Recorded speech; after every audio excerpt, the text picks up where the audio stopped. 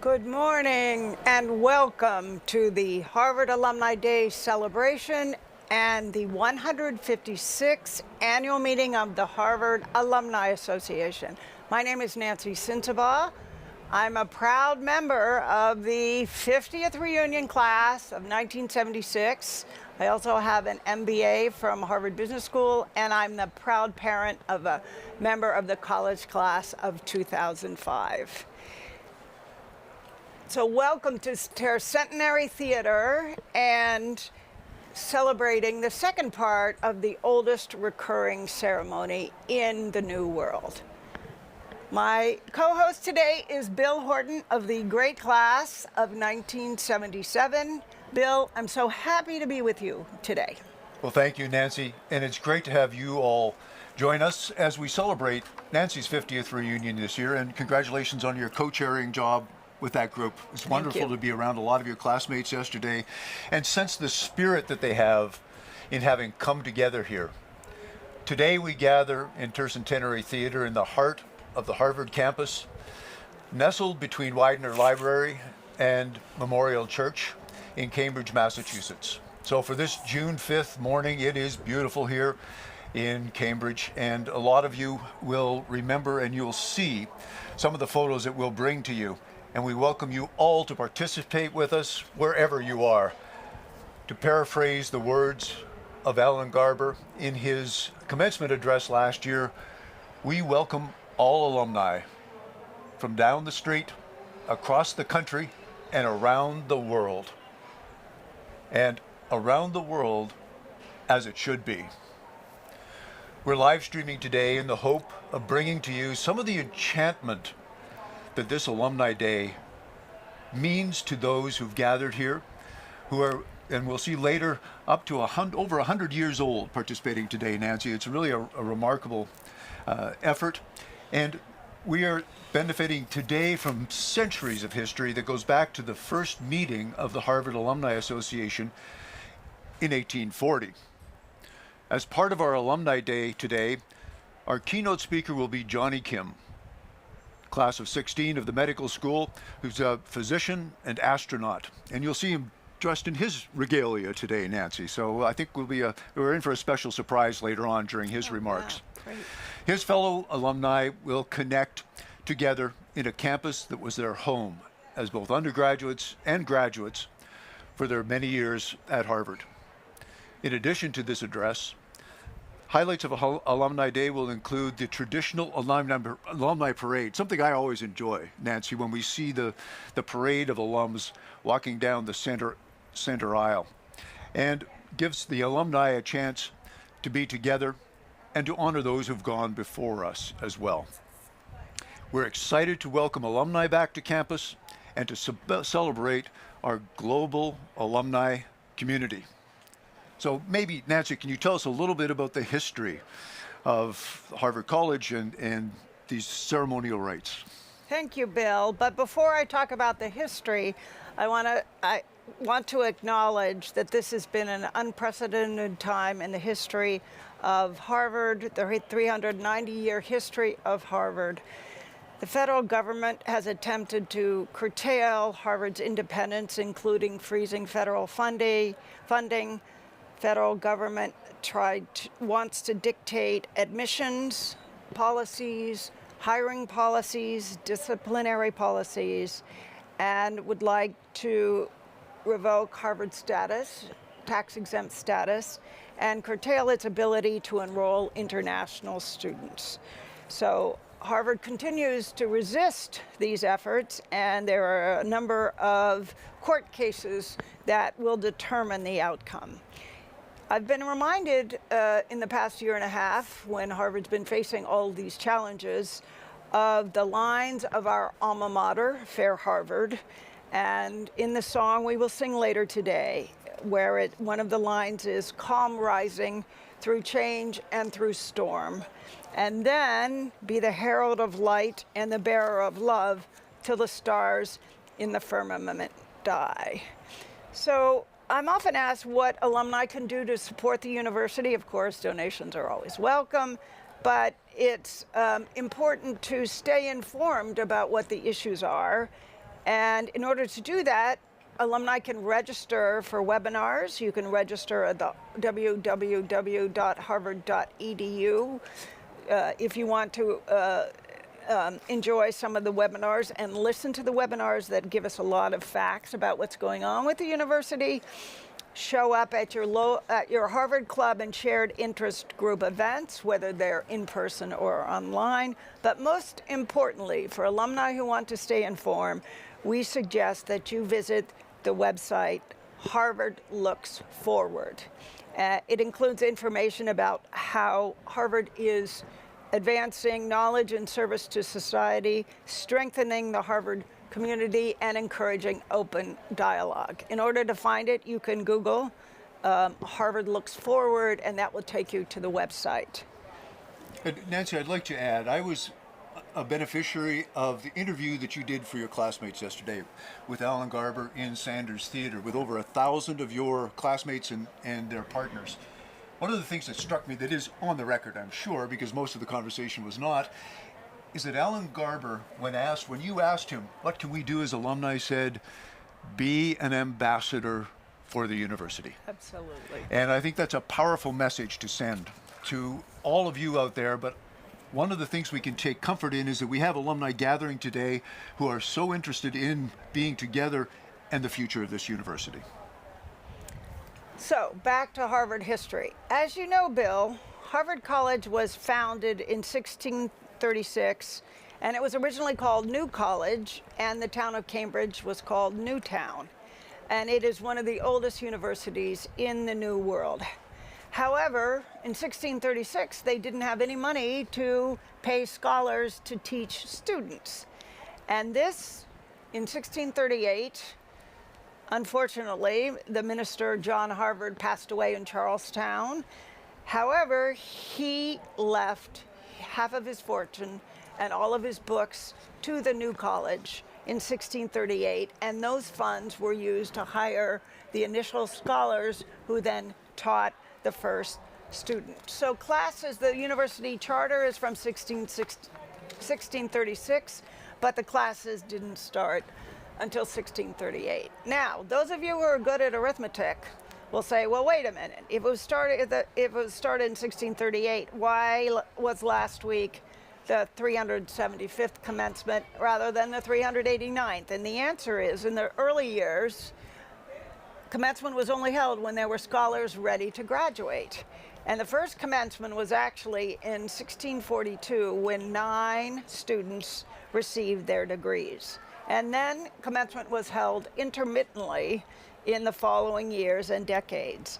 And as of 1645, commencement were held annually until 1773, the year of the Boston Tea Party. During the American Revolution, which, as everybody knows, we're celebrating the 250th anniversary of right now, Harvard suspended commencement activities, and even for a while, there were no classes.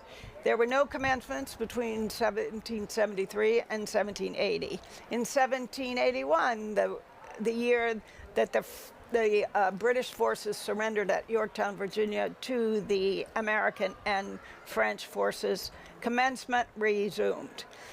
Now, there was a pandemic of smallpox in the 1720s, and there was one year there where there were also no commencement. So during the COVID pandemic, we, for the classes of 2020 and 2021, the commencement was held online, was held virtually. And then in 2022, the class of 22 graduated, and then 3 days later, we had a commencement, a real commencement here in Harvard Yard for the classes of 2020 and class of 21. Bill, what can we expect today from Harvard Alumni Day? Well, thank you, Nancy. We celebrate together today. From the class of 2026, we have celebrants coming for the first time as alumni, and we welcome again those who are here in Tercentenary 3 and those around the globe, which includes those of you who are watching this online. And as a result of a recording or watching this live stream. We know we have people watching in Australia. In fact, I saw one of your Australian members this morning on my walk over. Alice Hill, former HAA president, is here for her 45th reunion. And it's always nice to have a chat with her all the way from Australia. And I'd like to give a shout out to my home club, the Rocky Mountain Harvard University Club in the the Mountain Time Zone. But we have people all over the world watching. So you are gathering today with a global community. As Harvard students, we were reminded when entering the yard, as inscribed on Dexter Gate at Wigglesworth, enter to grow in wisdom, and when leaving, we were encouraged, depart to serve better thy country and thy kind. For newly minted alumni, this is the first step in a long journey of self-discovery and service as alumni, citizens of the university and citizens of the world.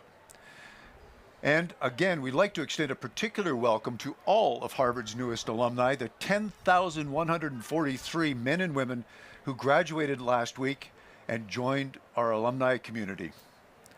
Today, we also welcome 14 college reunion classes from Harvard, Harvard University, and Radcliffe, including the great class of 1956, which is celebrating its 70th reunion, as well as those in the Crimson Society, alumni having celebrated together each year since their 50th reunion. And as a special note, one of the co-chairs, Nancy, of the 70th reunion class is Bill Cleary, who you may know and remember is a Harvard Medal awardee in 2004.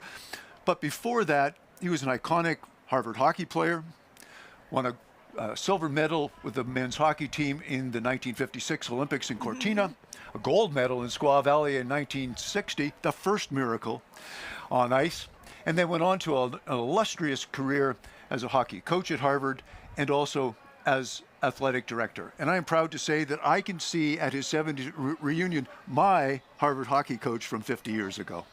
So it becomes very special to be able to see and meet with people that we know. But these types of experiences remind me of the words of our fellow alumnus, T.S. Eliot, class of 1909, who said, "We shall not cease from exploration, and the end of all our exploring will be to arrive where we started and know the place for the first time." A lot of our fellow alums today, Nancy, are experiencing Harvard as they haven't before. And I think it's a very special time for all of you. And I encourage you at some point to join us here on campus. And you can probably hear in the background, Nancy, the Harvard band has struck up. So I think that there's a very important element of that. And maybe you can tell us a little bit more about the other alumni who are here. Well, before I do that, I'd like to we look out over the Tercentenary Theater and see all the empty seats, and you can see the stage in the background. I just want to tell people in a few minutes, this will be filled with Harvard alumni, again, on this beautiful day here in Cambridge. So there it is, there we are. Oh, and you see the bagpipes. The alumni parade is beginning to come into Harvard Square. You see the bagpipes. And followed right behind them. And then the sheriff of Middlesex County, who has to start the ceremonies. Who's also a Harvard alum. Who's also a Harvard alum. Harvard Kennedy School. And you're starting to see the alumni coming in. So in the meantime, yes, Bill, you mentioned I have the honor of co-chairing my 50th reunion, and I am amazed at the number of alumni I've talked to, classmates I've talked to, who've never been to a reunion before. So if you're somebody out there who's never been to a reunion, I would urge you to come, because I've convinced maybe 20 or 30 people over the course of my reunion work to come to the reunion. Nobody's ever called me up or emailed me afterwards and said, why did you do that? I hit it. Everybody calls me up and said, why didn't you do it 5 years ago so I could have gone to the last reunion? So everyone who has a reunion coming up, I would urge you to attend. So for the 50th reunion class of 1976, we have a great turnout. There are about 1,400 of us still with us. And of those, we have almost 700 alumni who came to Cambridge for our reunion. And I will say also, we were fortunate to have some events for the Radcliffe women, because remember, Bill, my class was a class where the women applied to Radcliffe, the men applied to Harvard. So I'm wearing my Radcliffe scarf in honor of those of us who actually were admitted by Radcliffe, and we had 2 days of events for women only that before our Harvard-Radcliffe reunion, and we really had a wonderful, wonderful time. And Nancy, just to interject a bit, we see on camera that Alan Garber is approaching the stage alongside Penny Pritzker, Alan Garber being the president of Harvard and Penny Pritzker being the president of the College Fellows. So, Bill, back to today's celebration. Oh, we do see the shields of Harvard College and Radcliffe in the yard. As you can see, there it is, yes. Radcliffe, of course, on the left, Harvard Veritas on the right. And you can see in Harvard Yard, or in the Tercentenary Theater, so many shields, flags, pennants that are the shields of the Harvard houses and each of the schools of Harvard, including all the graduate schools. And now, back to today's celebration, Bill, where we will welcome this year's Chief Marshal. Can you tell me something about the Chief Marshal? We are privileged today, Nancy, to have Alejandra Casillas. Wait a minute, I'm gonna... let's look. Alan Garber is greeting people on the stage. You can see him there. There he is, right. Yes. And he has arrived on the stage, and he's greeting people. On the left, you see Sarah Carmone, head of the Alumni Association, and others. And Rachel Lamson of the Harvard Alumni Association is walking by. And there's Walter Morris, who is one of the medalists, today's medalists. Right, the Harvard medal awarded today, and I think we've got a number of dignitaries. There's Alan Garber, center stage. Wonderful person and a great leader for this institution at this time. Okay, so back to our Alejandra Casillas, who's the Chief Marshal of class of 2026. Of course, the class of this year's Chief Marshal, class of 2001, but also a medical school grad. And what we see today is Alejandra is joining an illustrious group of alumni, including Pulitzer Prize winner Linda Greenhouse, class of 68, and former Rhode Island Governor Gina Raimondo, who was also Secretary of Commerce, who's a class of 1993. Alejandra is an associate professor of medicine and associate chair for community impact at the UCLA David Geffen School of Medicine, where she focuses on healthcare quality and broadening access to healthcare services. She has said it feels very fitting to celebrate as a class in such a disorienting time when humanity, connection, and empathy are as important as ever to see us through. HAA President Will Makris has said about Dr. Casillas, Alejandra's unwavering commitment to serving others is deeply inspiring. From her efforts to expand access to high-quality health care in historically underserved communities, to her tireless advocacy for first-generation students. Just as a side note, as an undergraduate, Alejandra lived in Lowell House, so we may see that banner later on. Today at the festivities, Alejandra represents her classmates well as their elected Chief Marshal, and we will see her later on stage. So Nancy, maybe it's a good time to talk about the history of unions that have led us to today's Alumni Day. Well, I'll do that in a minute, Bill, but first I want to remind our audience that Dr. Casillas is a great example of what is on the Dexter Gate. Depart to serve thy country and thy kind.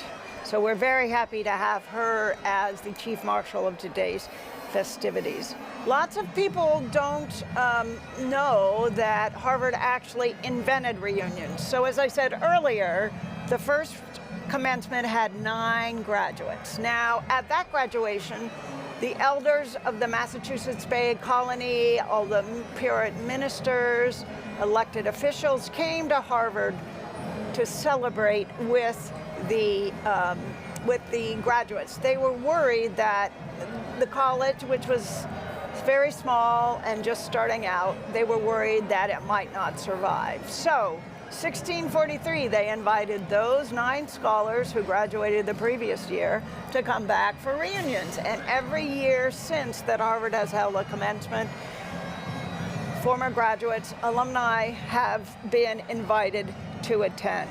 So it's really interesting that this is a tradition that Harvard started and now is copied around the world. Now we want to see more people gathering on the stage. There's the look at Tercentenary Theater. What a wonderful day. Yeah, what a beautiful day. And here comes my 50th reunion class of 1976. So it's really, really terrific to be here. So as the 17th century progressed, more and more alumni came back, and that's how reunions began. Bill, as you know, in modern days, we've had an HAA meeting, and pay attention here because modern days for Harvard means since 1848, when John Quincy Adams, former U.S. President John Quincy Adams, was the first president of the Harvard Alumni Association. And today, for the 5th year, we're dedicating a full day to alumni celebrations with the HAA annual meeting, which used to be the afternoon of commencement, now being on commencement days. The reunions have become so popular that we decided to have a full day dedicated to alumni. So again, if you come back for your reunion, you'll be able to celebrate Alumni Day. And now that means that commencement day is dedicated to graduates and their families. What can we expect to see today at the 156th meeting of the Alumni Association? Well, I was going to just add, Nancy, it's also an opportunity not only to meet with your reunion class, but to run into people that you might not have expected to see. And I saw last night, walking through the yard and walking in front of the Science Center, a number of people that I haven't seen in years. And it was great to be able to stop and pause and have conversations that brought back a lot of very fond memories. But as far as the annual meeting goes, this is a tradition that Harvard has followed, and it includes a speaking program that will be led and kicked off by HAA President Will Makris, who's a graduate of the School of Education in 2001.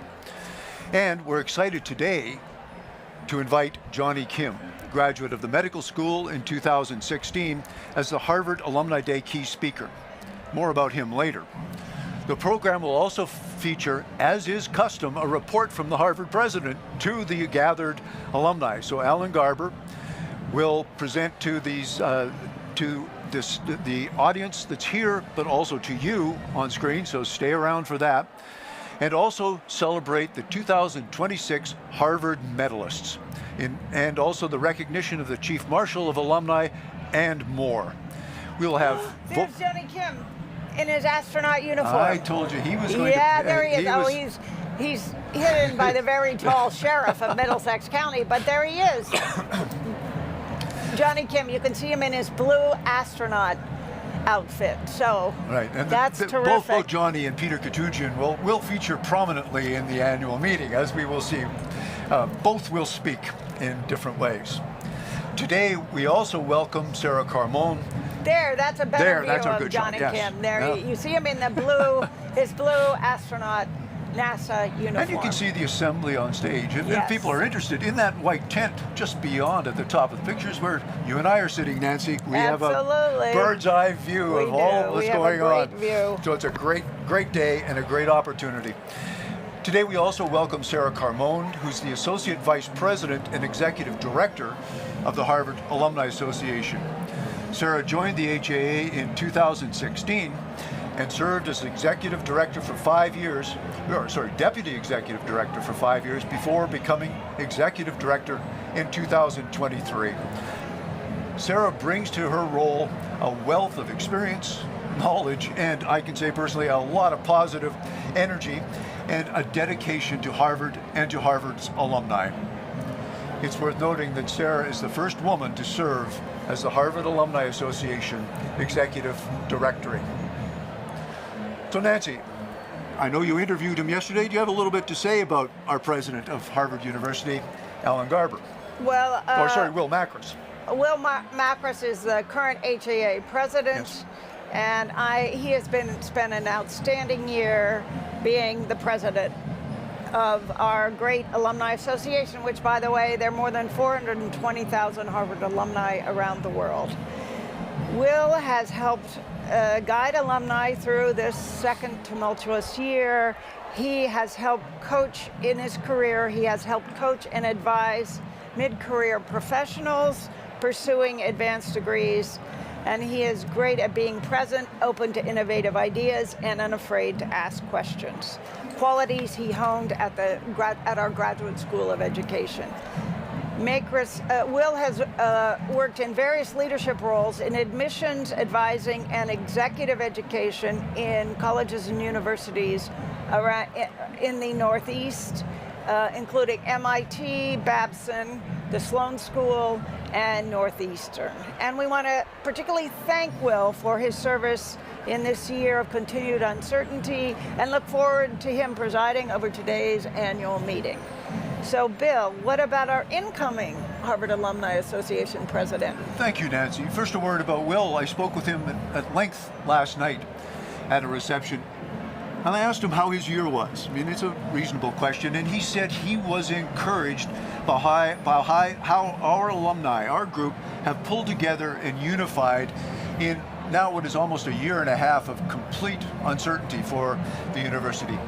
That was a very important touch point for him as the president of our Harvard Alumni Association. I also spoke last night with David Batat, class of 1991, celebrating his 35th reunion this year, who will succeed Will Macris as president of the Harvard Alumni Association on July 1st. So David is eager to listen always, and I've known him for many years now. And he's also eager to learn how to support and strengthen the growth of Harvard's global community. His curiosity is unbounded, and his service to communities as a healthcare CEO, as a leadership instructor, a first responder, and a longtime Harvard volunteer. He'll bring this same approach to his new role as a Harvard Alumni Association president. He's shown a deep commitment to bringing people together. And I know he'll help our Harvard alumni community stay engaged with one another and the university. And I know all our Harvard Alumni Association presidents travel widely. So I encourage you, if someone comes to your area, please reach out and take the opportunity to see them and meet with them. David Batat has described his Harvard undergraduate years as an extraordinary period of discovery and intellectual exploration.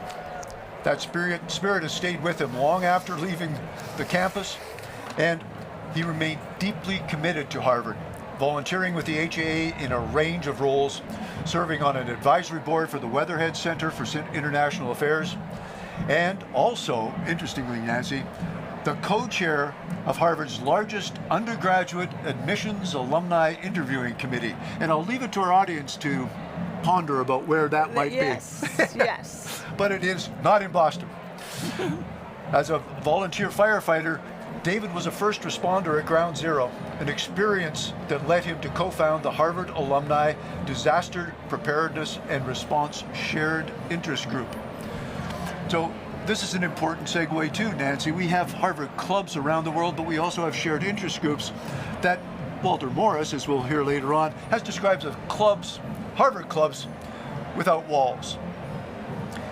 David was saying to me last night, he welcomed the Harvard 2026 Harvard undergraduate or college class of 2026 at their college class day, and how emotional it was for him to talk with the students about their experiences, their personal experiences, and what they've been through. So we'll see him on stage later on in the program. So Nancy, there's a lot going on in Tercentenary Theater, as we can see right now. There's a great shot with Widener Library in the background. And one of the things I love about both commencement and Harvard Alumni Day are the shields from each of the undergraduate houses, as well as every school at Harvard. So if we could focus for a moment on the different shields, we can see Leverett House with the three bunnies It will come up in a second. And before we move, on the far I said left no. of the screen is the Harvard Business School. We see Harvard College. The fact that There's they're your buddies, Nancy. Leverett House. There they Okay, are. so I got to talk to you. I lived in Leverett House for 3 years, I got to tell you. So Leverett was initially, houses were named after Harvard presidents. So with the exception of the first one, Nathaniel Eden, who absconded to England with half of the college's endowment. So there's no Eden House. However, his successor, Henry Dunster, there is a Dunster House. So they named them after successive presidents, including Leverett, and until they got to Samuel Hoar, H-O-A-R, and someone in their wisdom decided not to name one of the Harvard houses Hoar House. I wonder why. Leverett House. Now, those of you who speak French know that Leverett is the French word for hare, you know, large rabbit, so H-A-R-E. So you see the 3 rabbits on the Leverett shield. Now, for those people of a certain age, my age, women in Playboy magazine and in Playboy clubs were called bunnies. And I have to say, the only time I'm not offended when somebody calls me a bunny is when it's one of my one of my fellow Leverett House alumni, and also I can call the men bunnies as well. So it's quite a thrill. And you can see Leverett right beside Kirkland House too. That's quite a juxtaposition there. Yes. So it's really so festive to see all of the shields on such a beautiful day here in Cambridge. And today we'll enjoy a number of different musical performances. You can hear the band in the background, I'm sure, as they help to celebrate alumni as they gather in Tercentenary Theatre. It's a beautiful day. I think people can see the sun, but come to a reunion, come to Alumni Day. This is your experience too. I'm imploring those who are in the audience at home. So at this, the musical experiences today, and you can see a shot of the stage now. At the musical experiences today, we'll hear a number of them, but among those will be a group of alumni who've gathered for the alumni choir, and they'll perform Radcliffe, We Now Rise to Greet Thee, and Fair Harvard. And we'll have a special performance of What a Wonderful World by Max Jepson, who graduated last week, class of 2026 from the college. Okay, Bill, I'm going to interrupt you because we can now see a couple of the graduate school shields. We see the law school shield and the business school shield. So the business school shield, sorry, that's not the business school. No, what we're seeing there is the law school on the left, right? And then the public school of Public Health on the right. There you are. So again, all of the shields of the houses as well as the graduate schools are with us today here in Harvard Yard. So Bill, you're going to talk about today's medalists. Well, Harvard's had a tradition, first awarded in 1981, of Harvard medal recipients who received their award after demonstrating extraordinary service to the university in areas including teaching, fundraising, leadership, innovation, administration, and volunteerism. So a total dedication to their Harvard experience. Alumni, former faculty and staff, and members of organizations connected with the university are eligible for consideration. And this year, Harvard will recognize 3 outstanding alumni. Tom Dingman, class of 67, EDM 73, Debbie Goldfein, class of 85, and Walter Morris, class of 73, MBA, class of 75. Now to start with, just to briefly introduce these remarkable people, Tom Dingman has served as both assistant to the dean of the college and the associate dean of the college, and was previously senior tutor at Leverett House. And also Dudley House, of course. He also briefly served as interim dean of student life and also as a dean of students. Despite a long list of positions and dedication to university administration since his graduation from the college in 1967, Dingman's self-acclaimed most prized title is his role as dean of freshmen, a position he took over in 2004. So the second medalist is Deborah Kaufman Goldfein, and she goes by Debbie, class of 1985. And she has had so many awards. She has worked in so many different areas of alumni support for the university. She has won the Hiram Hunt Award for her work with the schools and scholarship committees. She's won the John P. Reardon Jr. Alumni Award for service to the university through her leadership and engagement activities. She's won the Albert Gordon Award for college fundraising. And she was a tennis player when she was a student, and she's been quite active in the Friends of Harvard tennis. And interestingly, she's a multi-generational Harvard family. Her father, noted MGH oncologist and Harvard Medical School professor Donald Kaufman, class of 1956, would be having his 70th reunion today if he were still with us. And she has a daughter, Isabel, from the class of 2019, and a son, Jasper, from 2020. It's great to see these multi-generational families here with us for the reunions. And I think we can add to the third medal recipient today is Walter Morris, who's a college grad of 1973 and the business school of 1975. Walter, I personally experienced during his term in 2008-2009 as president of the Harvard Alumni Association. And since then, he's focused on creating opportunities to build vibrant communities of Harvard alumni in cities across the US and around the world. Walter's one of those persons who helped expand shared interest groups, or SIGs, as I mentioned before, what he called clubs without walls, that connect alumni by interest and background. Bill, I've never told you this, but when I moved to Paris, Walter and his wife lived in the apartment building next door to us. So it was so great to see a fellow Harvard person there, and we went to Harvard Club of France events together that happened in Paris. So, you know, meaningful experiences. Yep. Sun never sets on Harvard. Well, another thing that Walter helped launch was Global Networking Night, which is Harvard's annual program of bringing together thousands of Harvard alumni in their local communities. So keep your eyes open for Global Networking Night, which typically happens in March every year, and you will receive information from the Harvard Alumni Association about Global Networking Night. I strongly encourage you to take advantage of that. And also, in September typically, or October, there's also Welcome to Your City, which the Harvard Alumni Association organizes with local clubs to welcome more recent graduates to their local cities. Now back to Walter. He first became involved with the Harvard Alumni Association in 1995.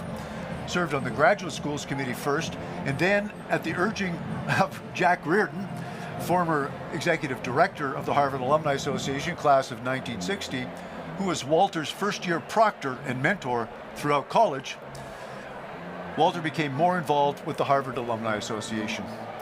Since then, he served as an HAA elected director, as chair of the HAA Awards Committee, and on his college reunion committees. He's also a member, as Nancy and I are, of the Happy Observance of Commencement Committee, which we'll hear more about later, or the Happy Committee, for more than a decade.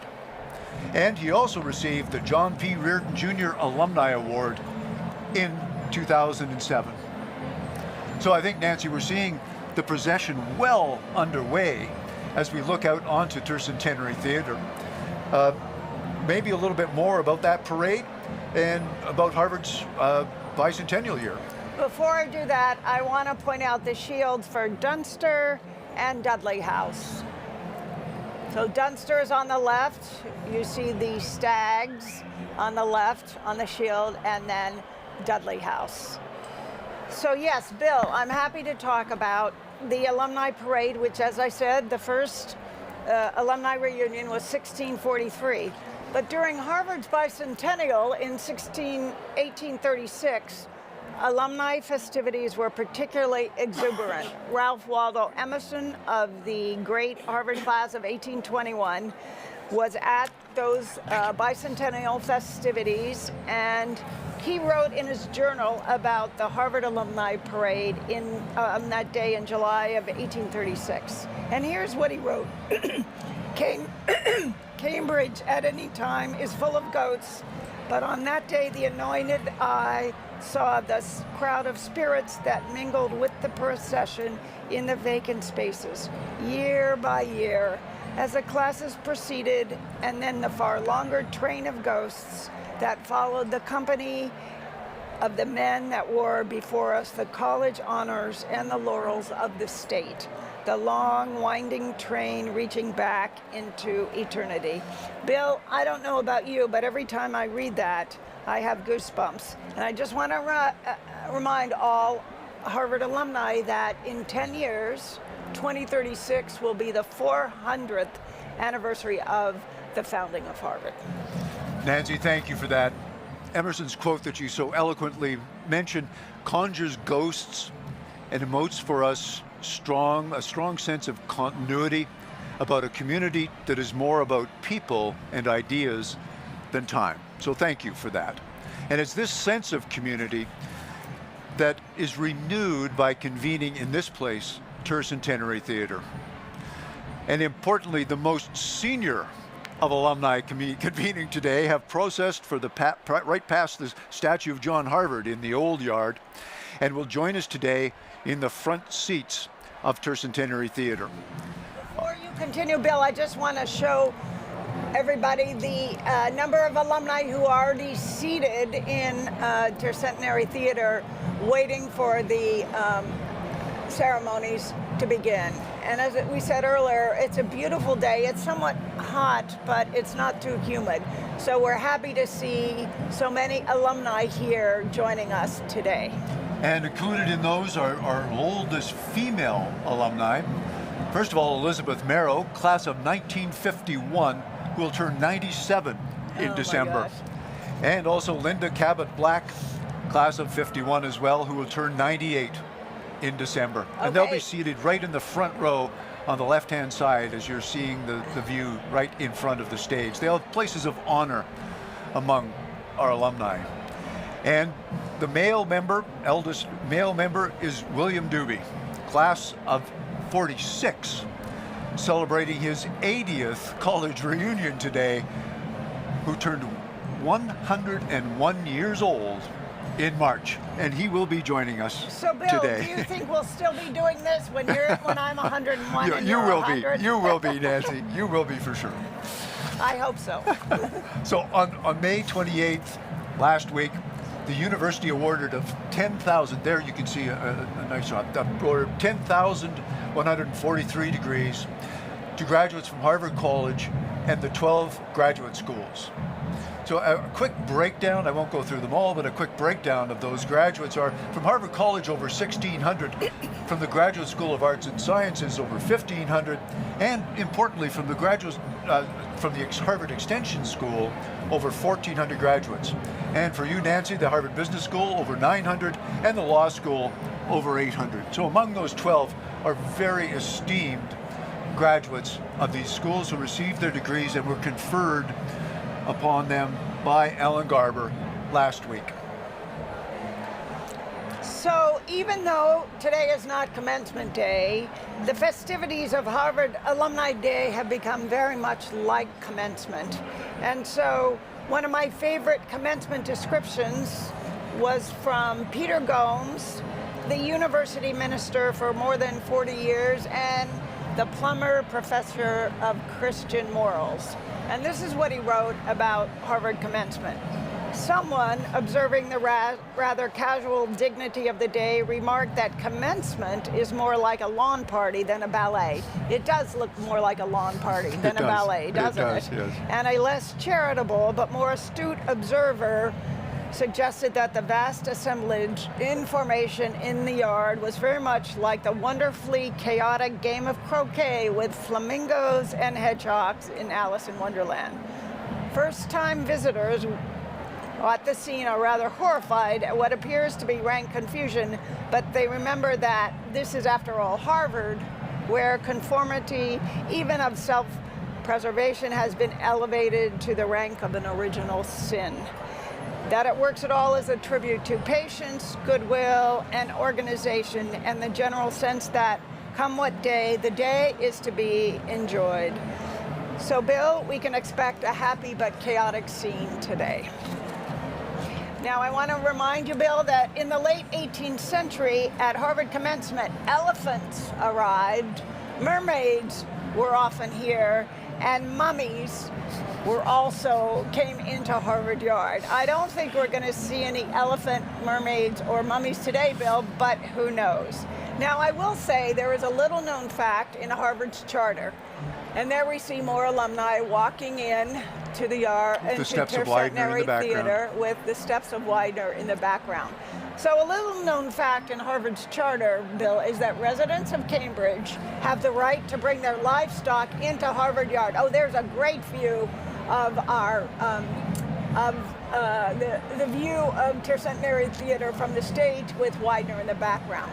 So we residents of Cambridge have the right to bring our livestock into Harvard Yard anytime we want. So one day I'm going to arrive on commencement or alumni or day or both with a herd of sheep who can graze here in Harvard Yard. So speaking of that kind of chaos, Nancy, did you know that George Washington once lived in Harvard Yard? He lived on the campus of Harvard University, and during the American Revolution, Harvard was temporarily co-opted into a barracks for the Continental Army. Oh, I want to say we now have the view of our oldest alumni. I think that's Linda Cabot Black. On camera 8, yes. And what is the name? Oh, Mr. Doobie. There they are. Bill Doobie. They're William the Doobie. oldest alumni today. Great to have them with us. 97 and 101, and it's so great to have them here today. Yeah, what a wonderful experience. And you can see them.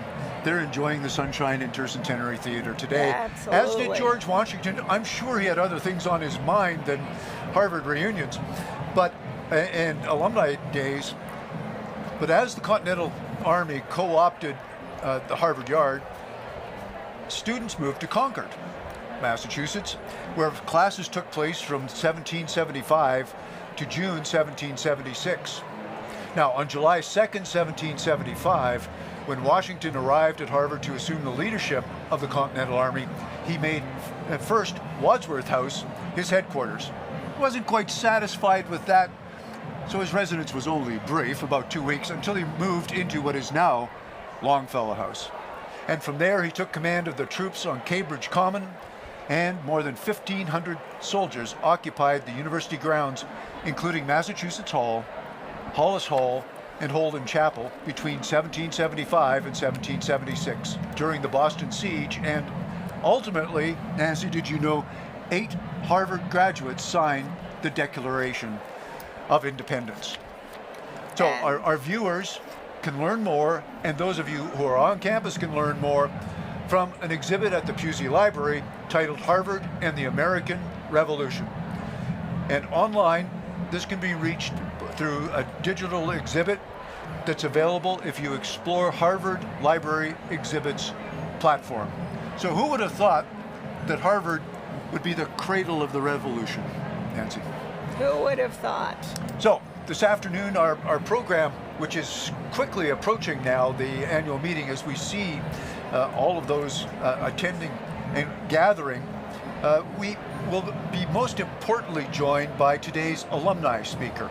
And I think Johnny Kim deserves a little more recognition and a little bit of an explanation of his background that brings him to be our alumni speaker today. Nancy, why don't you help us out with that? Thank you, Bill. I think it's so appropriate that our alumni speaker today is Johnny Kim, MD, medical school graduate of the class of 2016. He's a NASA astronaut, and as we said earlier, he's actually wearing one of his NASA uniforms. He's a Harvard-trained physician and decorated Navy SEAL veteran. And what is so wonderful about, one of the wonderful things about him and having him here today is he's one of the astronauts who laid the foundation for the Artemis project, which you all remember a couple of months ago. The Artemis crew flew around the moon and back. And Johnny Kim has been terrific. He has logged 245 days in space. He's orbited the Earth nearly 4,000 times and has traveled nearly 104 million miles. Well, Nancy, that's great. We're really privileged to have him with us today. And just briefly, another speaker was alumnus Conan O'Brien last week, who spoke at the Harvard commencement. And he brought 3 important points and then a summary point. First of all, there's Will Makris. There, We Makris, see Will Makris, in the blue suit with the rosette. Right. Current president. There he is. Current president, outgoing president of the Alumni Association, and to his right is Walter Morris, one of the Harvard medalists. So Yes. we're fast about approaching to ready. Yes. game time here. Quickly on Conan, surround yourself with good people. Learn to love the pivot. In other words, course corrections are inevitable, and reject cynicism and practice humility. I think what Conan summed up with was saying he hoped that the graduates on that day would find their Harvard degree the least important thing that people would know about them. So Nancy, I know that you have a special place in your heart for the Happy Committee. Can you tell us a quick bit about that? Well, actually, what I'm going to do is recite a poem that Seamus Haney, Nobel Prize-winning poet, who was a professor of poetry here at Harvard, he wrote the following villanelle for Harvard's 350th anniversary. John Harvard walks the yard. A spirit moved. John Harvard walked the yard. The atom lay unsplit, the West unwon. The books stood open and the gates unbarred. The maps dreamt on like moondust, nothing stirred. The future was a verb in hibernation. A spirit moved, John Harvard walked the yard. Before the classic style, before the clabbered, all through the small hours of an origin, the book stood open and the gate unbarred. Night passage of a migratory bird, wing flap, gown flap, like a homing pigeon, a spirit moved, John Harvard walked the yard. Was that his soul sped to its reward by grace or works? A shooting star, an omen, the book stood open and the gate unbarred. Begin again where frosts and tests were hard. Find yourself a founder. Here imagine a spirit moves, John Harvard walks the yard. The books stand open and the gates unbarred. And I don't know about you, Bill, but I always feel the spirit of John Harvard on days like today. So Nancy, I know you have to leave us now, so thank you very much for doing this again, the 21st year. And Nancy's going to take a place of honor on stage as one of the co-chairs of her 50th reunion. So thank you, Nancy, and we'll take everybody out until we get to the actual event, which will be the Harvard Alumni Association annual meeting. Just to let you know, there will be a number of dignitaries joining with Nancy on stage. Among those will be, and you can see the stage in the background, among those will be overseers and elected directors of the Harvard Alumni Association. For those of you who don't know, overseers are elected from a Harvard alumni as one of Harvard's 2 governing boards, along with the president and fellows, which is known as the corporation. And formally established in 1842, the Harvard Overseers Board plays an integral role in the governance of the university. And importantly, the leadership of this year's Board of Overseers are Leigh Laurier, who is serving as president for this coming year, and he's class of '88, and also Cheryl Wu Dunn, who's an MBA class of 1986, who will be vice chair. And the elected directors also number 6 in terms of the number of people who were elected this year from all across the world. We have a number of people who are dedicating their time and their energy to helping the continuity of our Harvard Alumni Association that you will see come to its focus in a matter of minutes here when Will Makris will take the podium and gavel in the start of the Harvard Alumni Association annual meeting. Now, just as a bit of a background, the Harvard Alumni Association is comprised of over 200 Harvard clubs and shared interest groups around the world. And again, I encourage you, reach out to your local club or to a shared interest group that has an interest for you.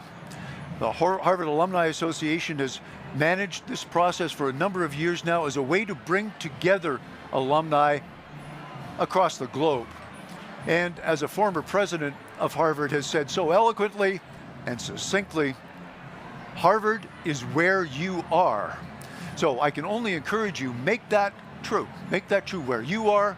Make it true by making an effort to come back to this Alumni Day, which is an incredible celebration, not just of what you're seeing in the photos and the scenes that we've shown you of Tercentenary Theatre, but also through those chance encounters, those meetings with fellow alumni from your class, through meetings with alumni that you didn't know as a graduate student or as a college student, who end up being very interesting people and having led very interesting lives.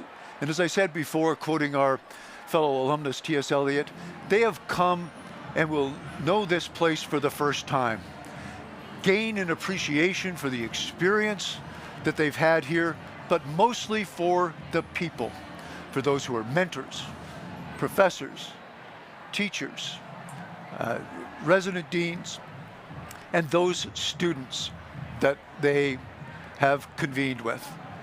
So now we're seeing shots of the stage. You can see Will Makris with the floral signia on his left lapel, talking with Rachel Lamson there. He's about to take in the gavel. You see also beside the stage, or beside the podium, Alan Garber, president of Harvard University, who will speak to us later, giving his report to the Harvard Alumni Association, which is worth staying around for. It's worth hearing his words in his way. Alan is, I think, the embodiment of what Conan O'Brien was talking about last week, of that intense intelligence combined with also an overwhelming humility for such an accomplished person. We're very lucky to have him in leadership in a role at a time for Harvard that is very difficult and requires the guidance of those who have a strong sense of what it means to be a Harvard alum and Harvard's place in the global community. So now it's time to take you to the stage and wait for our president, Will Makris, to gavel in the 156th Harvard Alumni Association annual meeting from Tercentenary Theatre in Cambridge, Massachusetts, in the heart of the Harvard campus.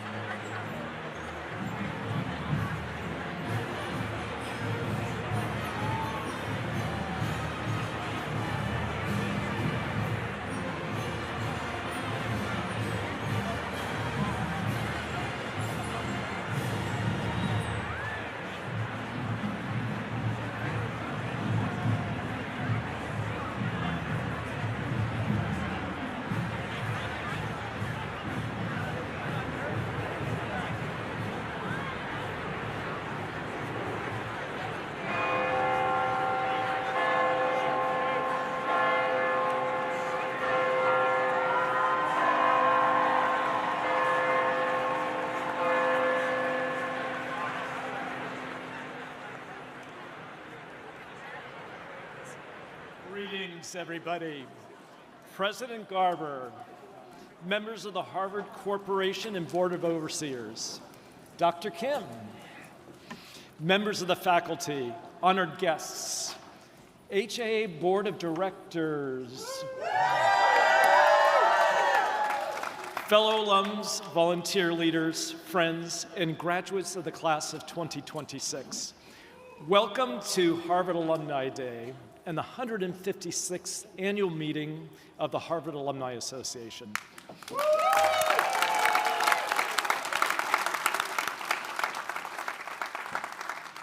I'm honored and overjoyed to be here with all of you today. Please join me in welcoming nearly the 9,000 attendees here, as well as everyone watching on the live stream. Give them a wave.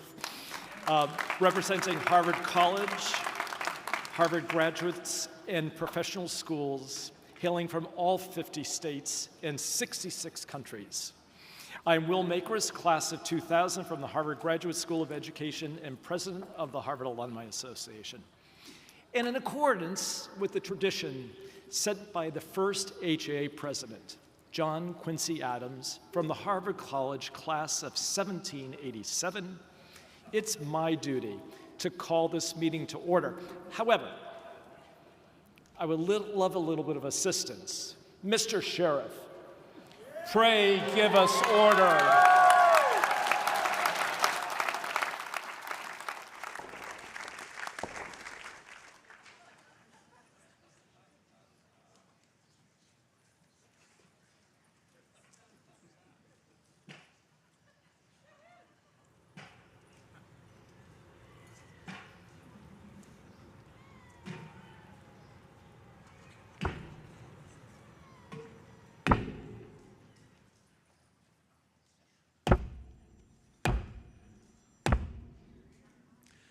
As the High Sheriff of Middlesex County and a proud graduate of the Harvard Kennedy School of Government,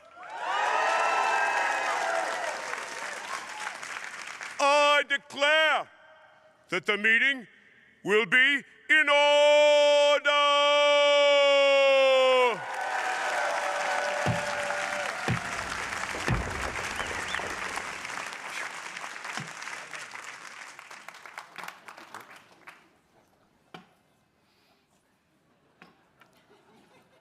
We could call it a day right now, but we won't.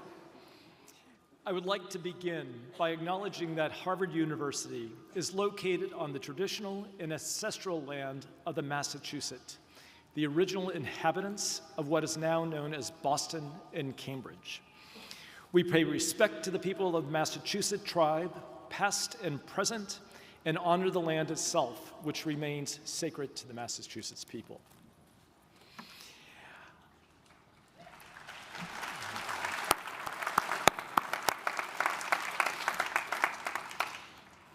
So I have a tradition on Harvard Alumni Day. I walk through Johnson Gate, as I did on my first day as a master's student in my 30s. Like many of us, I did not get here alone. I had the full support of my husband, Doug Reed, Master of Landscape Architect 81, and Rose DeSanto, the first person I met in the registration line, who are both here today with me.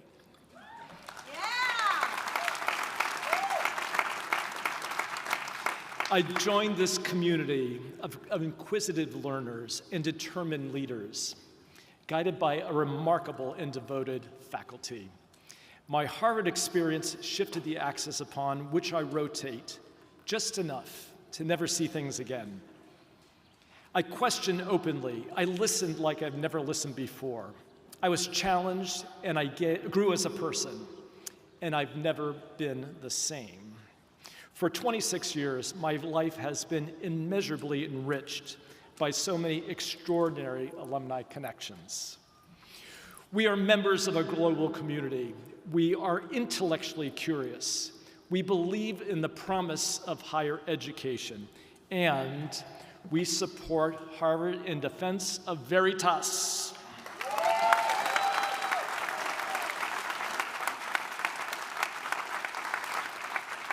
It has been my privilege of a lifetime to be your president and to serve with you as a member of this extraordinary alumni community.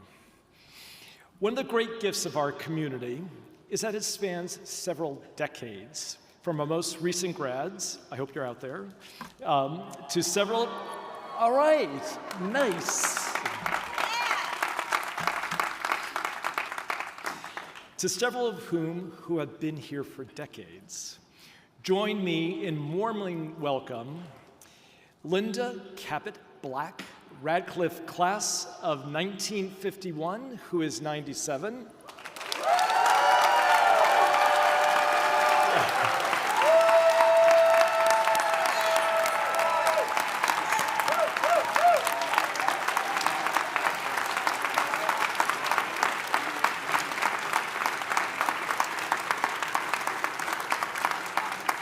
And from the Harvard College class of 1946, at the age of 101 years young, is William Dubee.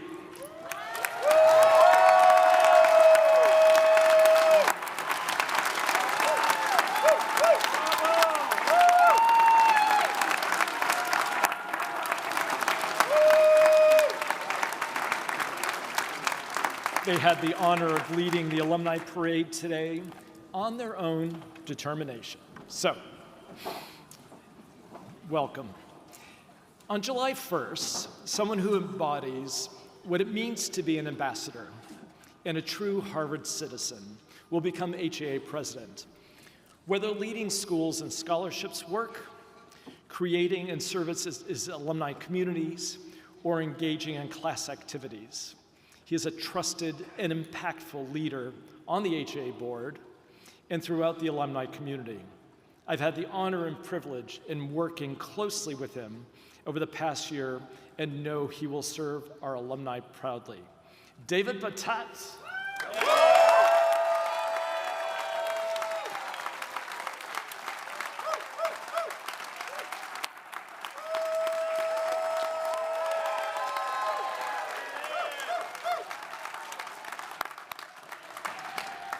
That all starts in 25 days, by the way. So, an important tradition of the 25th College Class Reunion is the election of the Chief Marshal, is the Chief Marshal of Alumni, excuse me. Our Chief Marshal this year is a physician, a teacher, a health equity leader. A first-generation college student, she's been an advocate for members of first-generation medical students. As a volunteer leader, she is involved with alumni communities, both at the medical school and the college. We are awed by her commitment and support to future generations and fellow alumni. It is my great honor to recognize our Chief Marshal for Alumni, member of the college class of 2001, Alejandra Casillas.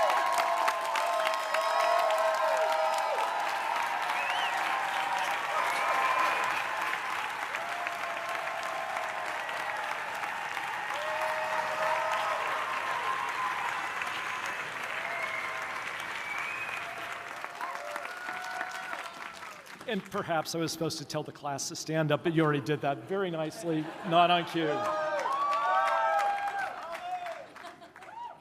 A dedicated member of our alumni community, Sarah Carmone, is Associate Vice President and Executive Director of the Harvard Alumni Association. During her more than 25 years of service to Harvard, Sarah has held multiple roles in the HAA and University Development Office and served as Chief of Staff for then Harvard Provost Alan Garber. Sarah's enthusiasm and energy with the support of the alumni community has never been more important than it is today in our history. Please join me in welcoming our fine colleague, Sarah, come on.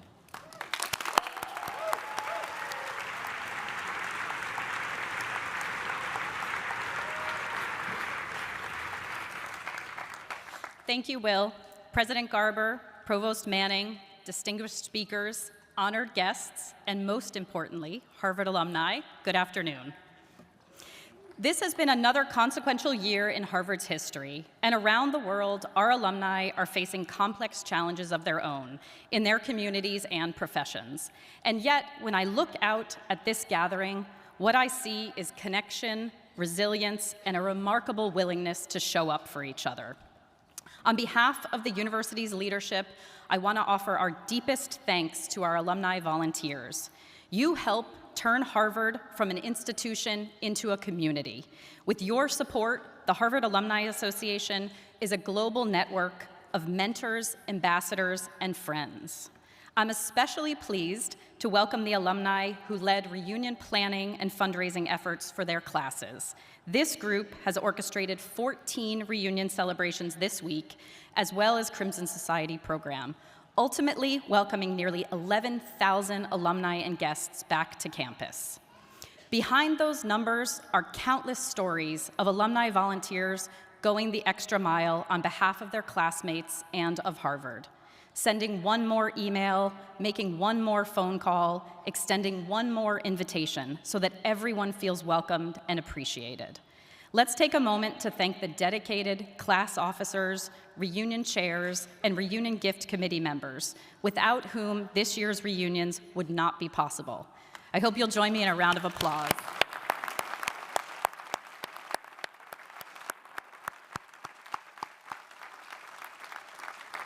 And to our reunion classes, welcome back. A number of you have impressively broken records this year. To the classes of 2011, 1981, and 1971, whose remarkable efforts have set new registration records for the 15th, 45th, and 55th reunions. Your enthusiasm inspires us all.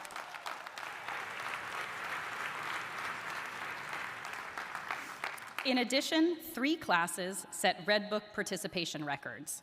With 1,015 submissions, the class of 1986's 40th anniversary Red Book is the longest 40th book ever published at 704 pages. The class of 1971 broke the 55th participation record with nearly 800 submissions. And the legendary Harvard and Radcliffe classes of 1956 achieved the highest participation ever for a 70th report with nearly 300 pages.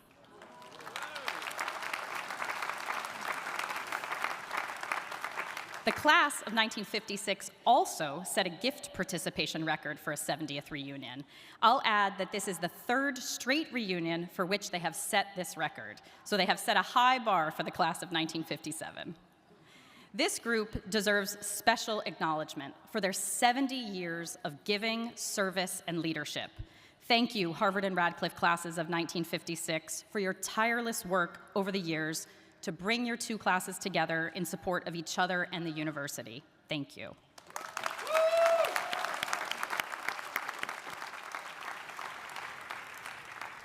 The class of 1981 also set another record for overall dollars raised for their 45th reunion with $59 million. Yeah.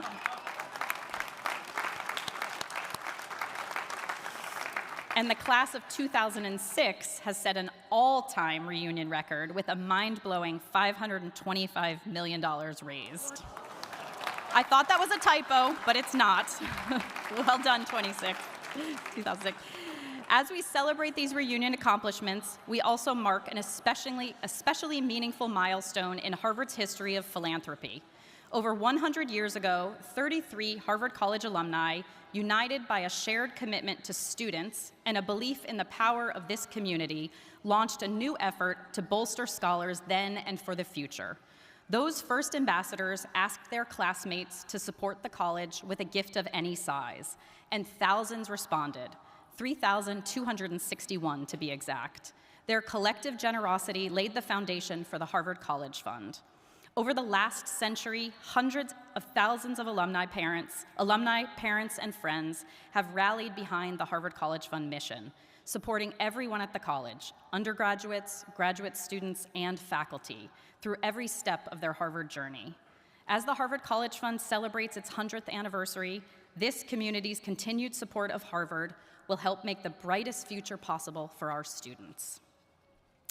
Thank you again to our record-setting classes and to all of our reunion programming and gift volunteers who engaged thousands of classmates this year, encouraging affinity and support of the college at a pivotal moment. To all of you and to the thousands of alumni who are here for reunion, who submitted to their Red Book, and who made a reunion gift, thank you.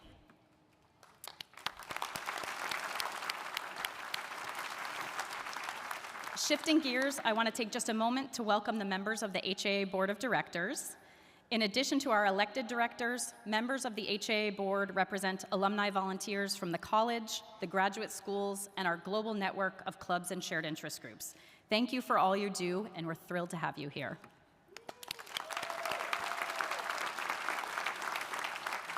And please join me in congratulating our newest HAA elected directors and members of the Board of Overseers. I hope you saw the results in last week's Harvard Gazette, and we are incredibly grateful to these 13 individuals and to all of the candidates for their willingness to be of service to Harvard, and to each of you who cast your vote. Finally, I want to say thank you to the newest members of our alumni volunteer ranks, the leaders of the class of 2026 from across the university. Congratulations and welcome.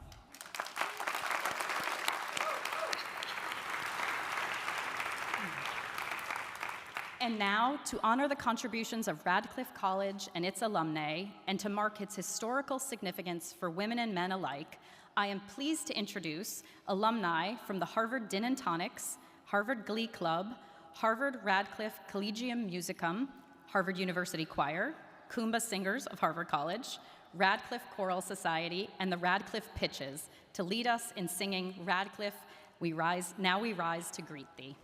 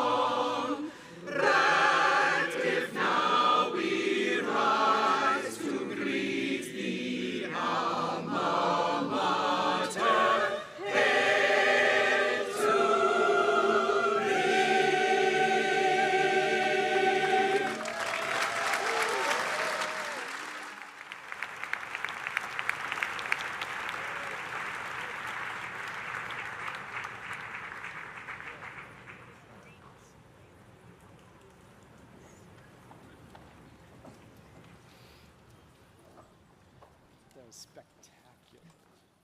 Thank you.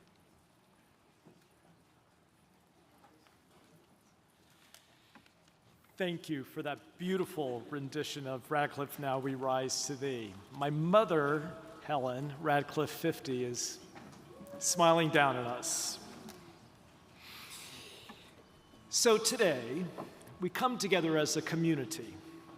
We show up no matter what headwinds are facing our alma mater, and you show up in numbers. And our next speaker perhaps knows something about this. It is now my pleasure to introduce Harvard's 31st president, a man of conviction and passion for our university, a principled leader who cares deeply about the institution of higher education and everyone in our alumni community and on campus, Dr. Alan Garber.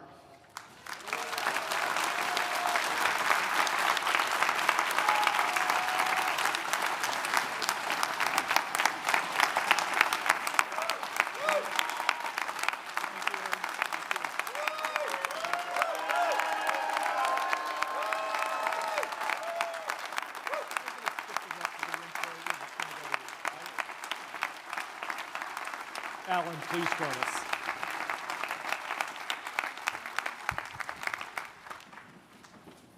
Thank you, Will. Greetings, alumni and friends. Thank you for that warm, warm welcome. Last year, I mentioned Johnny Kim in my remarks.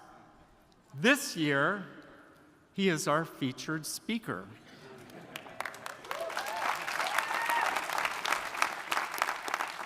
That is proof, some would argue, that the gravitational force of this university exceeds the gravitational force of the Earth itself. We should probably let Johnny weigh in on that. What draws us to this institution?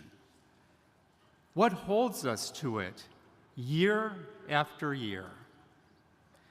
I had the immense good fortune of being claimed by both the Harvard College class of 1976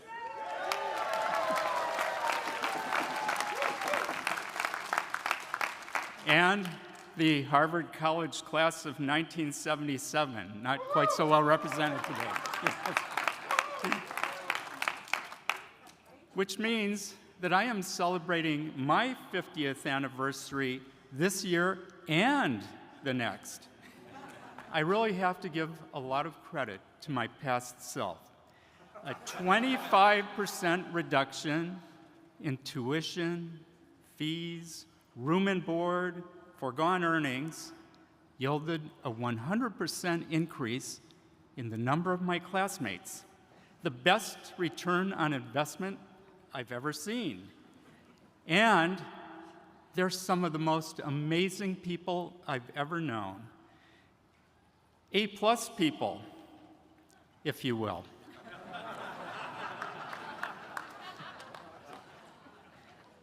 My double feature reunion has made me think more than usual about my own beginnings here, about what it was that drew me here as a young man. I remember thinking of Harvard, as many people I believe still do, a stellar ideal, brilliant, remote, forbidding, unattainable. But that impression became more textured when I first set foot on campus between my junior and senior years of high school. Walking through the yard, I began to see the university for what it truly is, a collection of people whose talents, interests, and ambitions fuel difficult and serious work. Work at the edges of what is known and understood, work that holds the promise of a better future. That is as true today as it was in the summer of 1972. Although it's been decades since I left Rock Island, Illinois, I still recognize a bumper crop when I see one. This year, we celebrated dozens of faculty newly elected to the National Academies, and dozens of students who received the most competitive scholarships and fellowships in the world, Marshalls and Rhodes among them. We celebrated Guggenheim and MacArthur Fellows, Breakthrough Prize winners, a Berggruen Prize laureate, and a John Bates Clark medalist. Last month, our list of accolades lengthened by half a dozen Pulitzer Prizes awarded to faculty and alumni in biography, drama, history, and journalism, from audio reporting to criticism to public service. This is an abridged version of a very long list. Last week, Harvard awarded 10,413 degrees. I cannot begin to imagine all that our newest alumni will achieve, but I can tell you that the bar has been set spectacularly high. After delivering a rousing speech, our Latin salutatorian returned to the stage to add a stunning musical flourish to Audra McDonald's honorary degree citation, playing keyboard as a pair of her classmates sang Wheels of a Dream. Kiese concentrated in classics and economics. She's proficient in Greek and Latin, of course, but she's also pretty good at ancient Egyptian. She'll be touring the world with the Din and Tonics this summer. She's their musical director, after all, before starting law school in the fall. Have you ever gotten the feeling that you haven't really done anything with your life? Of course, she has the benefit of a more recent Harvard education. The excellence that exists among us, the good that it does in the world, makes me optimistic about the future, even when so many beliefs we had about the future have been shaken. 2 years ago, when I first spoke at this gathering, I was confident that we would be able to address the legitimate concerns of our critics and to create an environment in which each person at Harvard could thrive. I was confident because my time at Provost had afforded me a front row seat to our capabilities as a community. But I thought it would take a long time before we would see, and more importantly, feel progress on our campus. I don't think I've ever been happier to be proven wrong. Harsh scrutiny created urgency, and urgency drove change. People across the university embraced the work of nurturing and promoting open inquiry and constructive dialogue with renewed energy and purpose, eager to restore and cultivate an environment that would more effectively and consistently foster excellence in teaching, learning, and research. The Chatham House rule was adopted widely. Sincere and rigorous debate was fostered through the refinement and practice of essential communication skills. Curiosity, generosity, and humility were foregrounded. And efforts and projects to connect across differences, many of them created and led by the students themselves, flourished.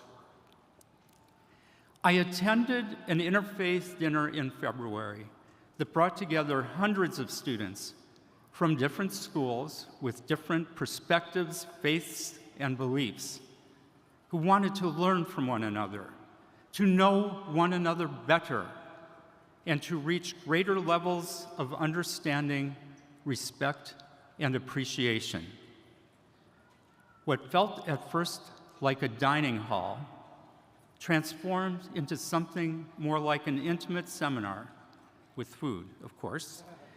The best of Harvard was on full display.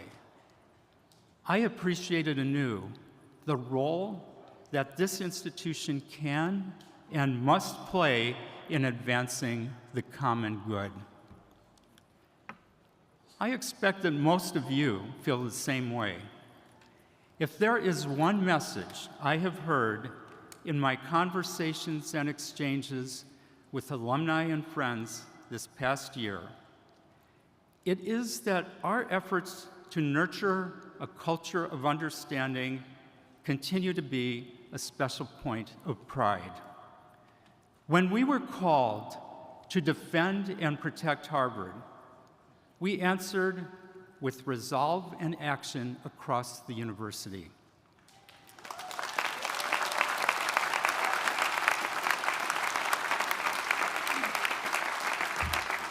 Across the university and far beyond it, the work continues, but I am heartened by the progress we've made thus far. Community draws us in and holds us close. Community drives our mission and makes it possible for each of us to do more good in the world than we could ever hope to do alone. Thank you now and always for being part of this great and venerable enterprise. In 10 years, we will celebrate the 400th anniversary of our founding.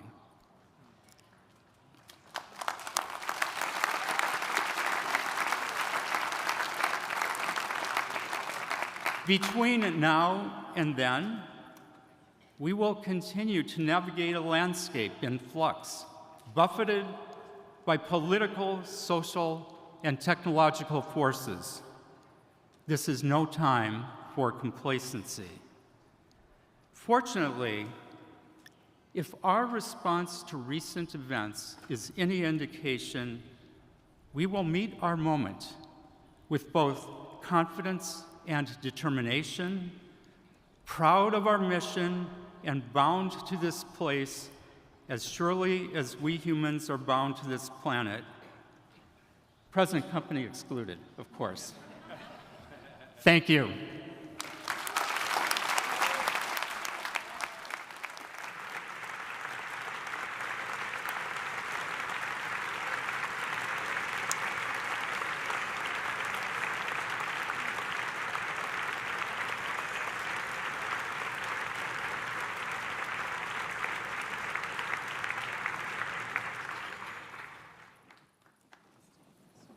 It's hard to have the next word after hearing our champion. And I just, let's give Alan another round, please.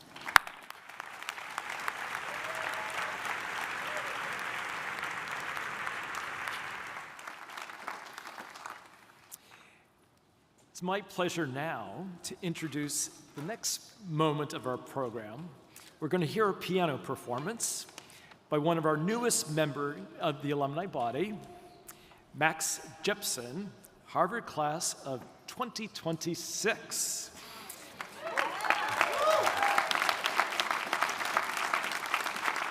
He concentrated in history and literature with a focus on Latin American studies and a 4-year member of the Harvard Jazz Combo Initiative. He volunteered extensively with the Phillips Brookhouse Association and will soon begin teaching at a public middle school through Teach for America.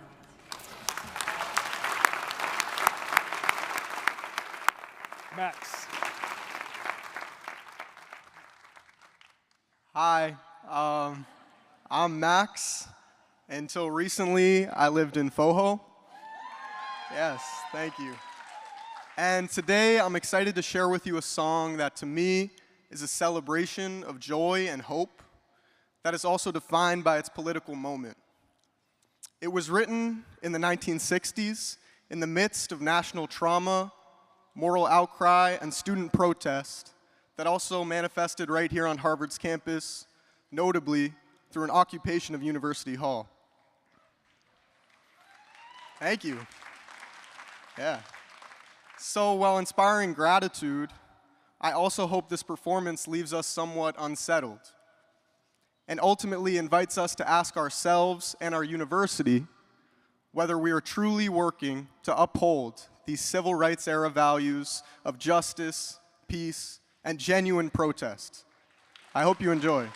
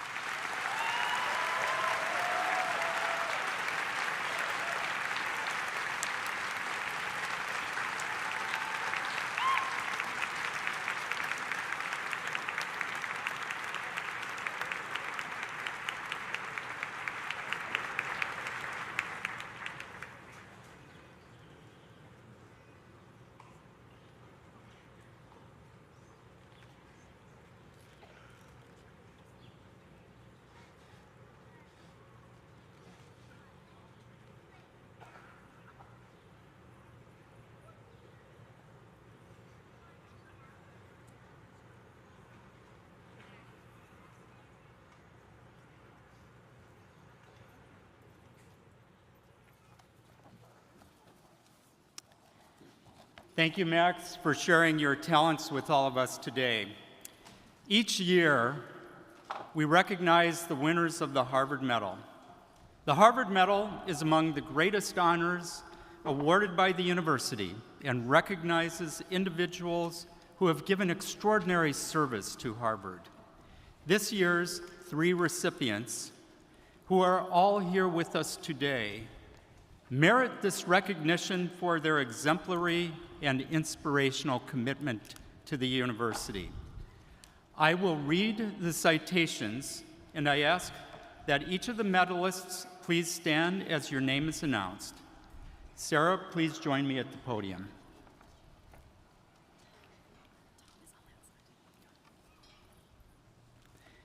Thomas A. Dingman, AB 67, EDM 73.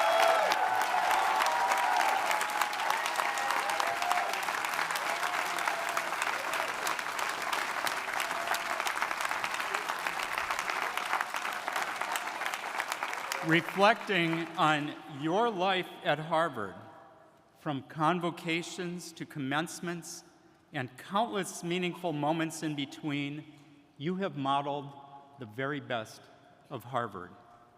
Working with legendary dedication and exuberance to develop memorable experiences that have instilled a sense of belonging in every student and forged enduring relationships among generations of alumni.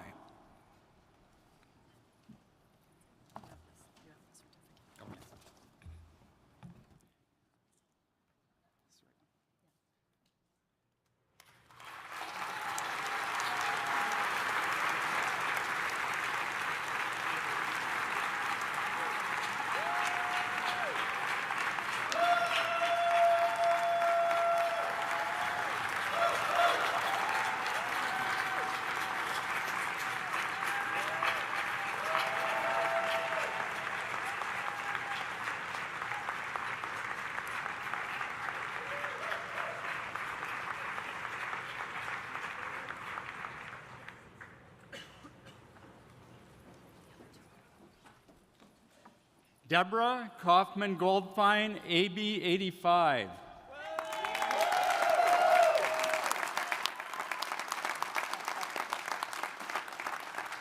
A true champion of the Harvard community, you have served up the same spirit of excellence and inspiration that guided you as 3-time tennis captain in your nearly 4 decades of support for women's sports, alumni engagement, and student mentorship.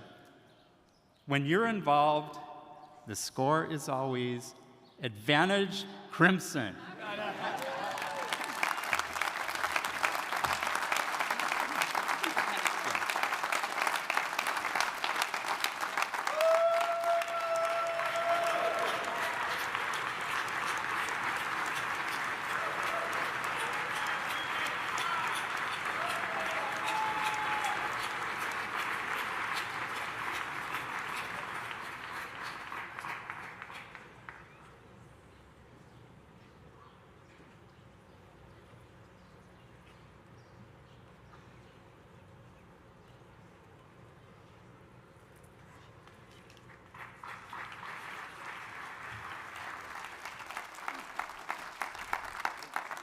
Walter H. Morris, Jr., AB 73, MBA 75.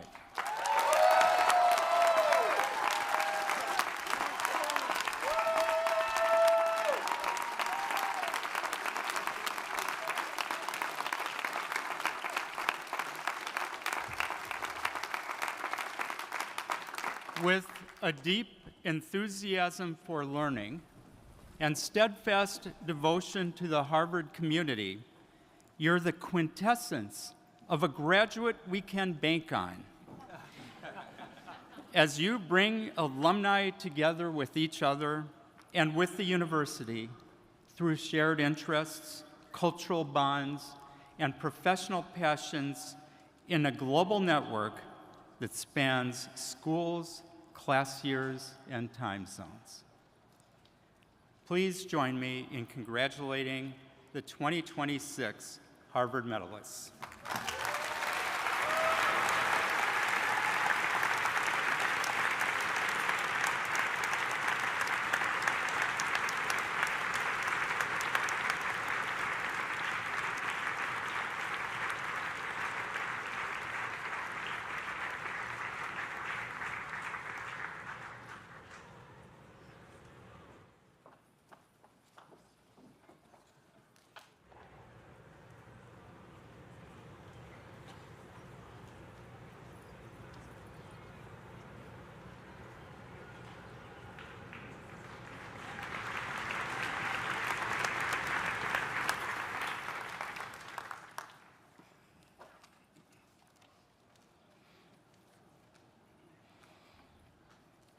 Congratulations.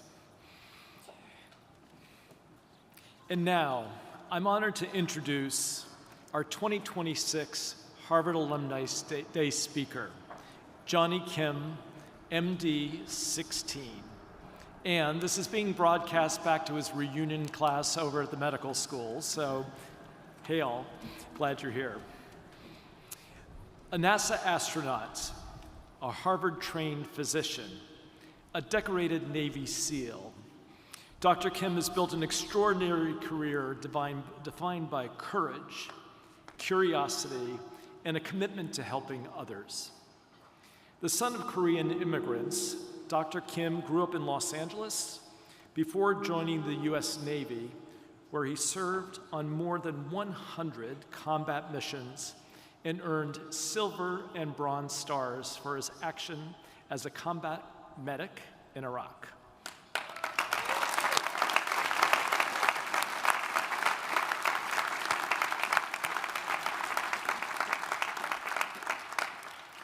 Those experiences inspired him to pursue medicine, leading him to Harvard Medical School, where he earned his MD.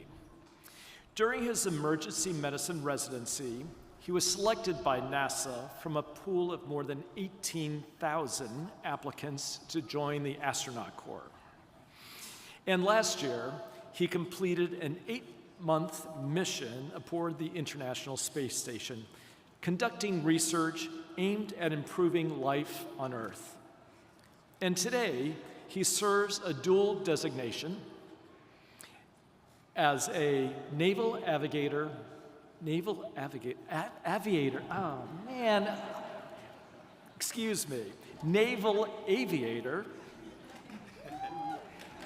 and flight surgeon at a university known for producing remarkable alumni. It takes quite a lot to stand out. Johnny Kim somehow has managed to build a resume that makes even a Harvard audience do a double take. What makes Dr. Kim's story so compelling isn't his impressive list of accomplishments.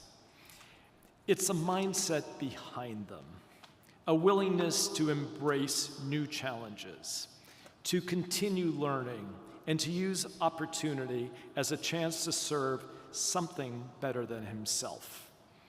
From the battlefield to the hospital, to orbit around our planet, his journey is a powerful reminder of what can happen when purpose, perseverance, and a passion for discovery come together.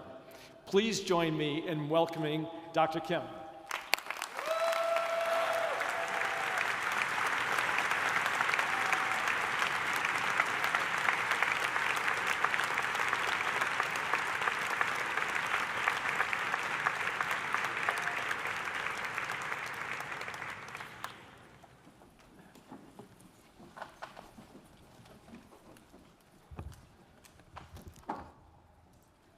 Thank you, Will, for the very kind introduction. President Garber, Provost Manning, distinguished speakers, honored guests, and most importantly, fellow alumni.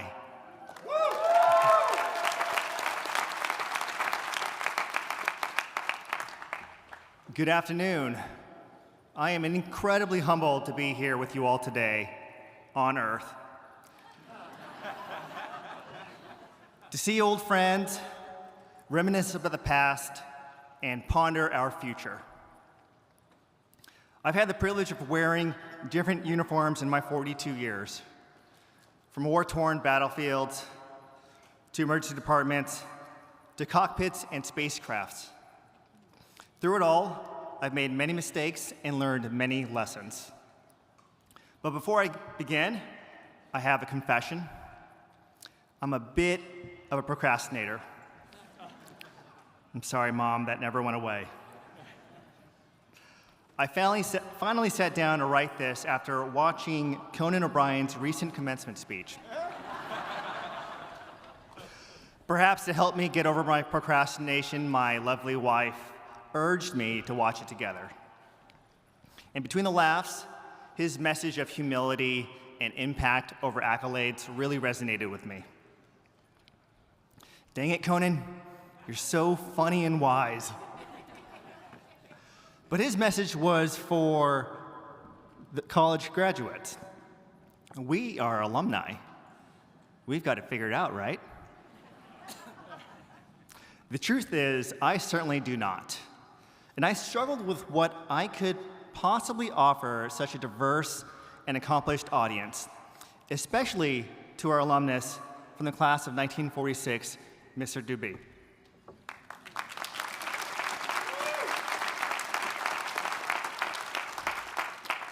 Sir, you should be up here. I want to hear what you have to say.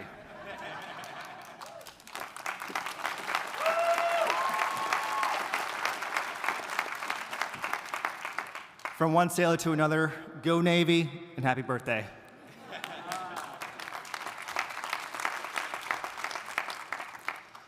Just 6 months ago, I was wrapping up an 8-month mission aboard the International Space Station.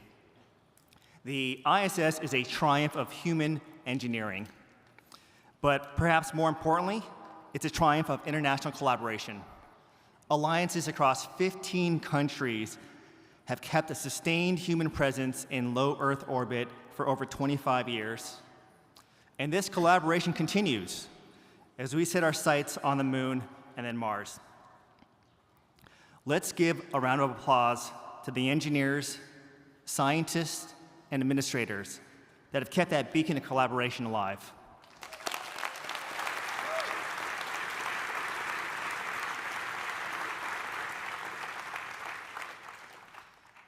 Orbiting our planet at 17,000 miles per hour, I witnessed our planet's raw majesty.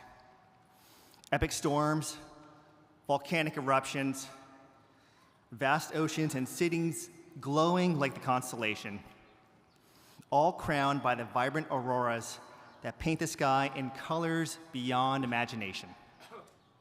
Yet through it all, I never saw distinct borders. I just saw a fragile, beautiful planet suspended in the darkness of our solar system. The overwhelming realization that everyone you have ever known and will ever love shares this same spaceship we call Earth. The overview effect is the coined term. Sometimes I'd look out from the space station cupola window and relax my focus on the mission, and instead ground my focus right here with my beautiful wife and our amazing 3 children, knowing that beneath the clouds, there were the very people that gave my life its gravity. But you don't have to go to space to understand the weight of our shared humanity. Long before I ever put on a spacesuit, it was here, in the halls of the hospital, wearing a white coat, or as an operator in the SEAL teams, that I learned the fundamental truth about service. True service isn't about the uniform you wear, the title you hold, the altitude you reach. It is simply about the person next to you. I am the son of immigrants who came to this great country to build a better life for their children.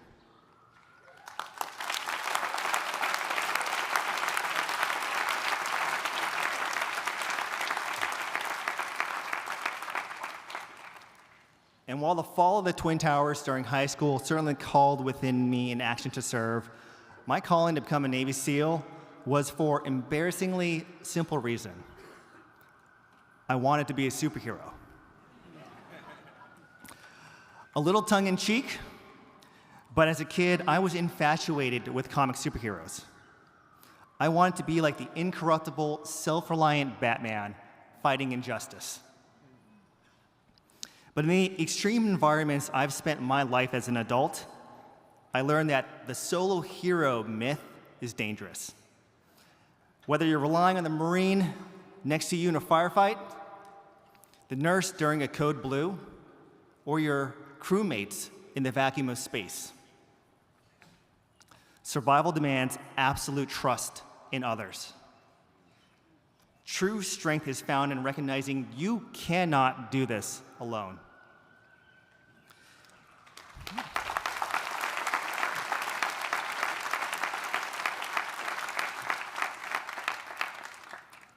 Being a Navy SEAL was one of the greatest honors of my life, and it gave me the tools to forge my own path and the chance to serve, albeit in the only way I knew how at the time. But the price was high. There was trauma, pain, and a darkness that enveloped me, bearing my boyhood dreams of ever being a superhero for good. That brings me to the first lesson I'd like to share. Mistakes and tragedy can be the spark for new purpose. The battlefield is unforgiving. Decisions are made in split seconds with imperfect data. Operating with the information I had and with the absolute intention of protecting my unit, I made a decision that took a life. And I was wrong.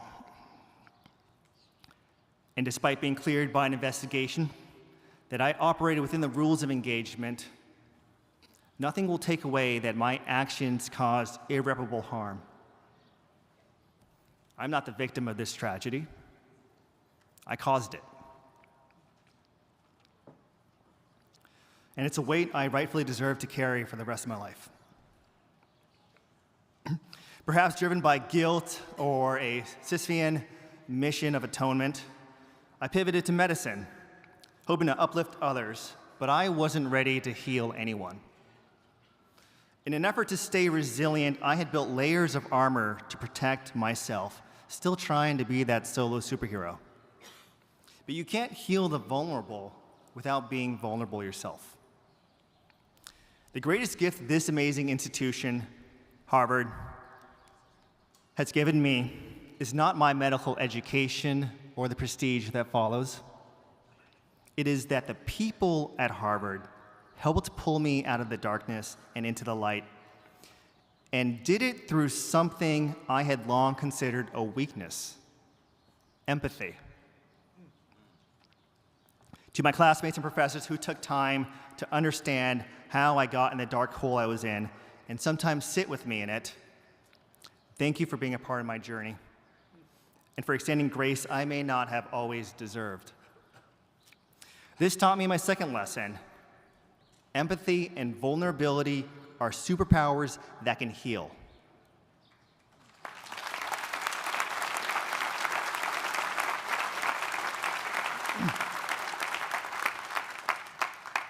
True superpowers don't require us to put armor on. They require us to take our armor off. Remember the overview effect I talked about earlier, of how looking at our planet from space can give a macro view of our shared physical existence and that sense of unity it brings? Empathy is the micro view of that same phenomenon. And extending grace and understanding to others is how we recognize our shared emotional existence and begin to build human connection, which leads to bridges.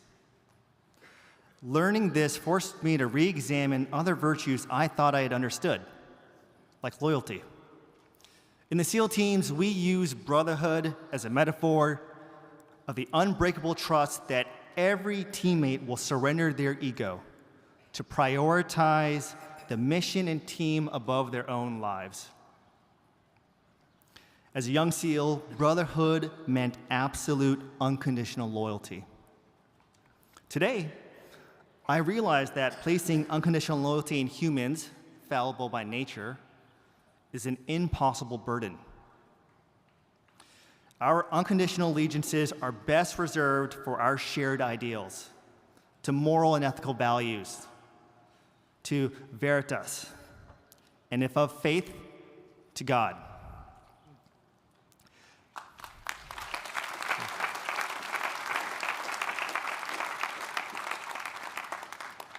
Because whether we are navigating the vastness of space, setting our sights to the moon or Mars, or facing the uncertainties of tomorrow right here at home,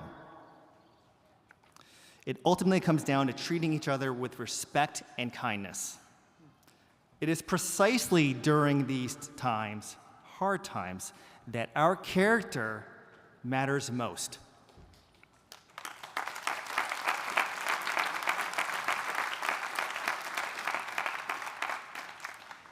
No matter what new technology comes our way or how much AI takes over, there is one thing that it will never be able to replicate: integrity, humility, trust.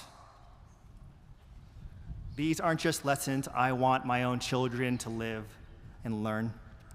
These are lessons I am still actively trying to live out. They are our moral compass, our North Star. As I said, you don't need to wear a uniform, carry a gun into battle, save a life, or blast off into space to serve or understand our shared humanity. Service shows itself in the quiet, unseen acts of kindness and everyday grace. If you ask me today who my superhero is, I'd say my mom.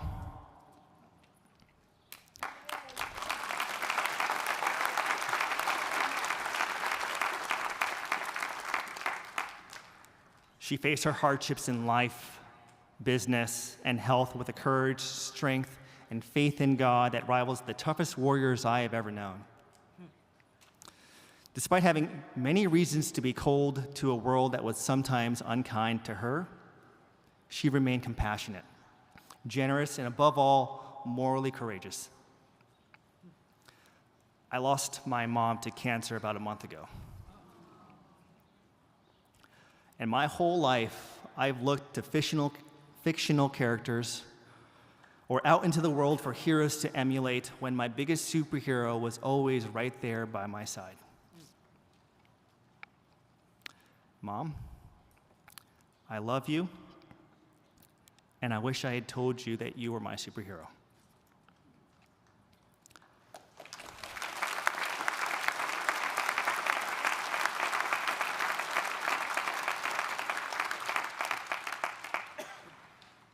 To my fellow alumni, excuse me. To my fellow alumni, I leave you with a call to action. Be the superhero you wish to become. When you walk through the Dexter Gate on your way out, look at the inscription from Charles Eliot. Depart to better serve thy country and thy kind. Always lead with your heart. Take off your armor. Exercise empathy, especially towards people you disagree with. It is the only path by which we can coexist, leaving this fragile, beautiful spaceship we call Earth better than we found it. Thank you.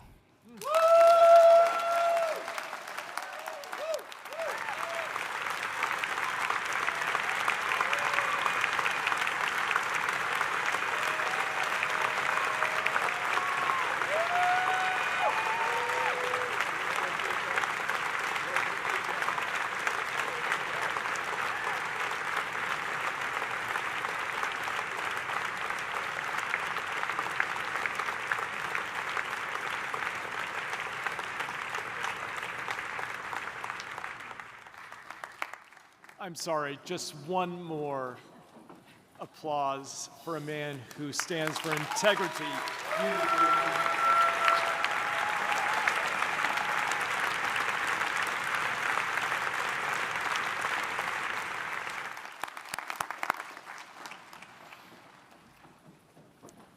I mean, wow. Okay. I'll get back on script, I promise, Rachel. Okay.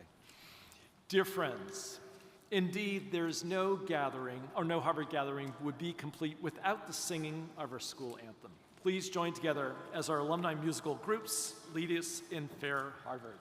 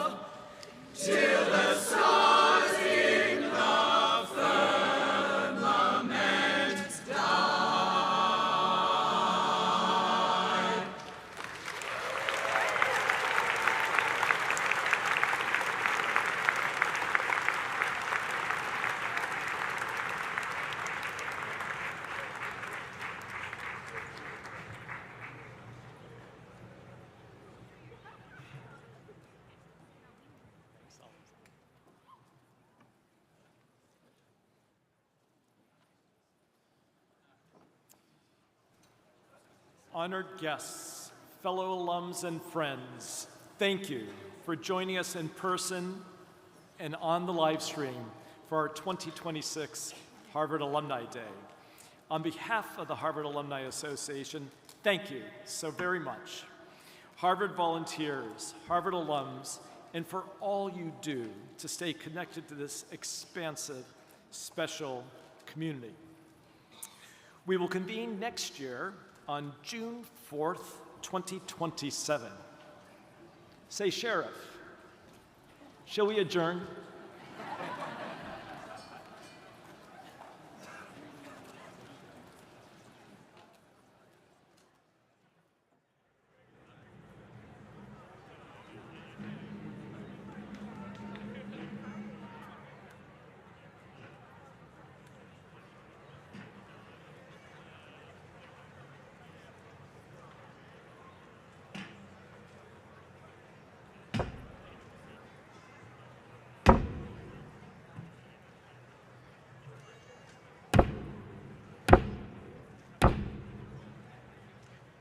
as the High Sheriff